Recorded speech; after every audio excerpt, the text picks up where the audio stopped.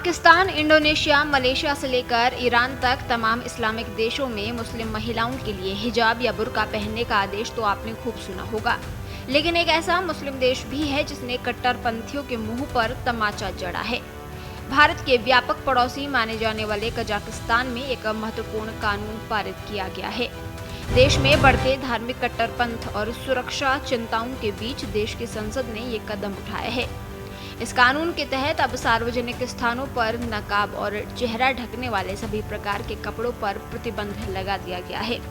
Kazakhstan के राष्ट्रपति Qasim Jomart Tokayev ने कहा कि हम देश में समानता और स्वतंत्रता का एहसास देखना चाहते हैं।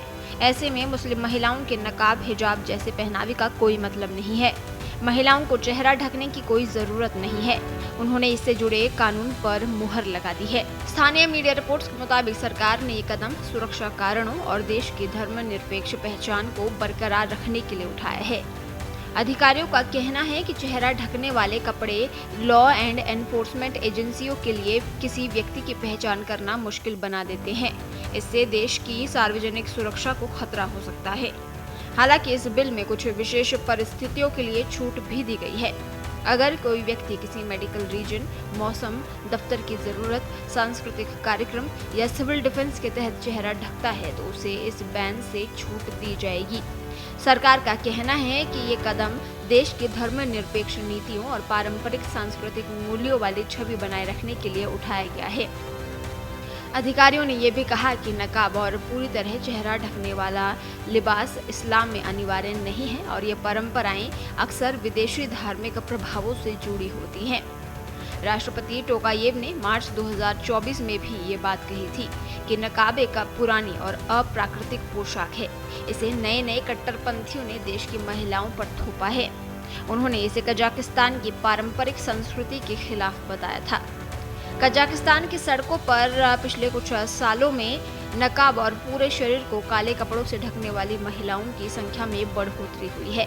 ये देश के बदलते हुए धार्मिक रुझान को दिखाता है जो उसकी सेक्युलर छवि से बिल्कुल अलग है।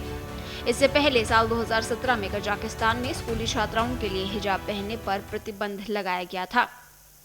साल 2023 में ये प्रतिबंध सभी स्कूलों के छात्रों और शिक्षकों पर भी लागू कर दिया गया, जिसके विरोध में 150 से ज्यादा लड़कियों ने स्कूल न जाने का फैसला किया था। उस वक्त भी राष्ट्रपति टोकायेव ने स्पष्ट किया था कि स्कूल एक शैक्षणिक संस्था है जहां धार्मिक पहनावे को जगह नहीं दी जा सकती।